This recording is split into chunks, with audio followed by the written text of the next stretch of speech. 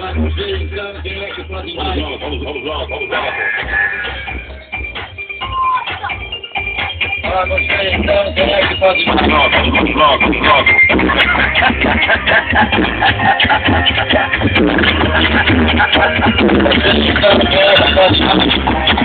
Da nossa tristeza.